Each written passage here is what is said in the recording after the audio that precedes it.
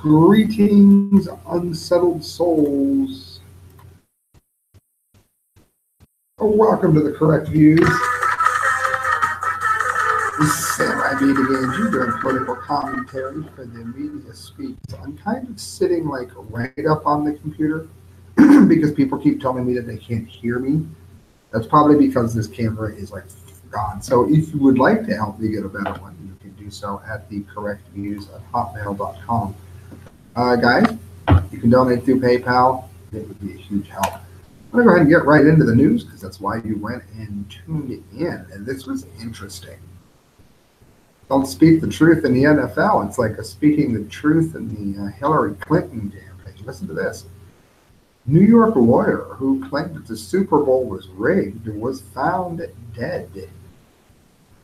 His name was Dan Goodes, might be Goodes, G-R-O-D-E-S. He was found dead in his hometown of New York City. And early reports describe a gangland-style execution hours after blowing the whistle for the rigged Super Bowl backstage at a promotional event in Minneapolis. Interesting. Early reports claim that the 49-year-old was found shot in his 2017 BMW 2 Series. Along with other men believed to be the close friend, Goodes is an entertainment lawyer, and he worked at the National Football League's headquarters. Hard to focus with that model there, ain't it? Fake and all. And has been representing the NFL in Minneapolis, working alongside Eagles and Patriots franchise staff for promoting the Super Bowl game. However, Goodes went off script in Minneapolis and was physically removed from the premises by security staff, but not before publicly condemning the NFL as totally corrupt and claiming that the Super Bowl is fixed. He told reporters that he's a football fan first and foremost and a lawyer second. Football in America in 2018 doesn't need another rigged Super Bowl. We need a great match, not another rigged result that doesn't pass the sniff test. I like money as much as the next guy, he said, but I like football more. I can't stand by and allow rampant greed and cynicism to destroy the game that I love. The little boy in me will allow it. Football in America won't recover from this, he said. Early reports are stating that Goodes was shot dead in a gangland-style execution as a result. How many of you think that was an accident? He said the NFL has organized a rigged game that will earn maximum revenue for the league and hundreds of millions for broadcasters and advertisers, but will leave increasingly jaded fans with a bad taste in them. This is the biggest scam in sports history, he said. The Super Bowl has already been completely scripted out. How do I know it's scripted? I've read the damn thing. You need to understand that the NFL is a $35 billion rigged revenue corporation. Outcomes cannot be left to chance. Total league revenues are shared equally by all franchises, so they don't care who wins or loses. That would be important to change. Let me be perfectly clear here. It doesn't matter to the franchise owner. It doesn't matter to the players, but it matters to the league. Outcomes can be fixed to maximize profits since the early days of my career. The sad thing is that it's legal. Can you believe that? It's legal because it's considered entertainment. How are games rigged? Well, according to him, he said the Fat Cats franchise owners and their pampered players do not care who wins as long as they continue reaping their lucrative financial benefits. Have you ever stopped to wonder how Vegas has a point spread of over and under so close every week? There is not one game where the result totally blows away the point spread on the over or the under. It doesn't happen. Are they that good? Oh, no, they're not. Even the best could not get it that close every single time. So how is the game fixed? Refs manipulate who wins for the overall benefit of the NFL. The NFL splits its revenue between teams, so of course they don't care. And I'm telling you they don't care. What player would care if they get an extra $5 million when the salary cap goes up thanks to the revenues built from scripted incomes? The players have an awareness that the refs make penalty calls in key situations to manipulate game outcomes. Again, how many of you listening to this think he was killed? Well, don't just say it because you think, you enjoy talking about a good conspiracy or a murder mystery. How many of you think that it could legitimately be the case? If you do, make sure you let me know in the comment line. I'll reply to you. You have my word. as long as I see it. This gets posted a number of places, so I should watch how I make that promise. Listen to this. Some songbirds have brains specifically designed to find male mates for life. Um, well, while I'm not looking for male mates, I assure you, I'm kind of the same person. I got married with the sole intent of that being my wife. I found I don't know that most people are wired that way.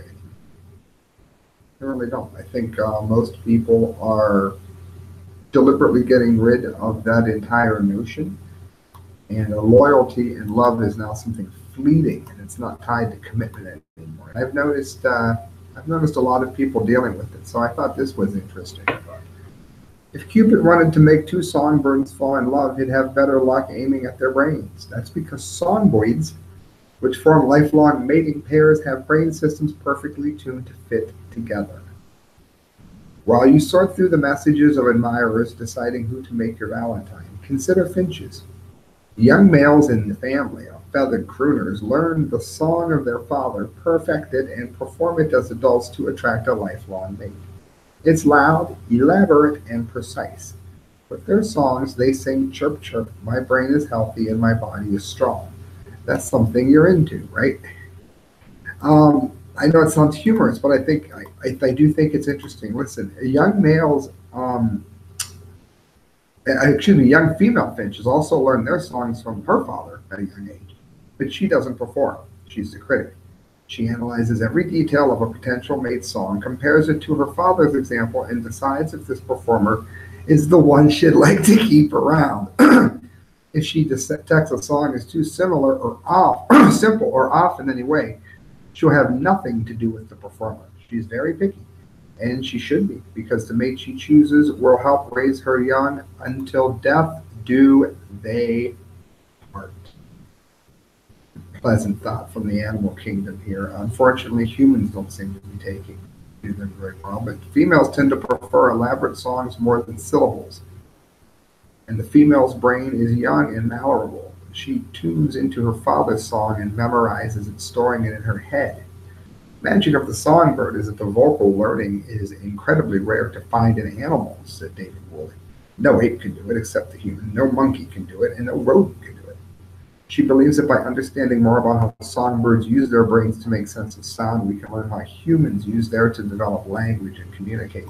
Well, pretty much, because I don't think we have very many people in our country today who are using it to be necessarily loving to their mate. Let's face it, how many of you had a crappy Valentine's Day? It's our divorce rate now. I think it's more marriages fail than succeed.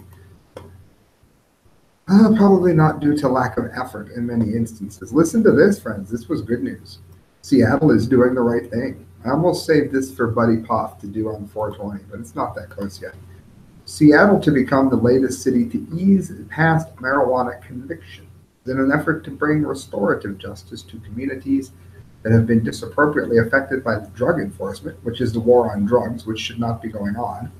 Seattle's mayor and city attorney said Thursday that the city will move to dismiss marijuana possession convictions that were prosecuted before Washington state voted to legalize the drug. It affects between 500 to 600 people. And again, the article goes on. This is great. The mayor starts pandering the lie. How many of you have heard about the lie of white privilege here? Rather than realizing that we're all getting hosed equally, some people choose to make themselves out to be victims. But as any white person can tell you, they're just as likely to get popped for pot as anybody else. And the war on drugs has been a failure, an abject failure. It's not up to the government or anybody else to tell anybody what they can and cannot ingest. And when they attempt to do so, that's when they're overstepping their bounds. And people end up with criminal records and things that are job stoppers over this. So it's very good to see that Seattle is doing the right thing. We saw the same thing during alcohol prohibition, too. I'll look up my article on that at the Conservative Daily Post. All right, friends, you know what that is. You can hear what that is. It's the dumbdee of the day.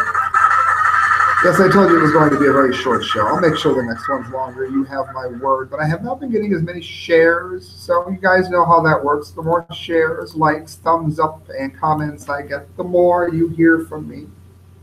And if you let them taper off, you don't hear from me. So keep that in mind, friends. Hit share, hit subscribe. Let me know you like it. USA Today, dumbdee of the day. This is really sad, too.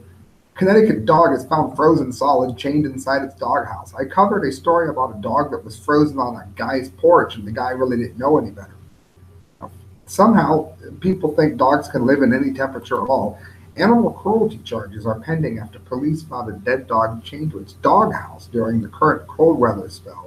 Body was frozen solid. The police said the local media pitbull mix might have been outside for as long as a month before it was covered. They said the dog's owner had been in jail on drug charges and claims that he had made arrangements for the dog's care.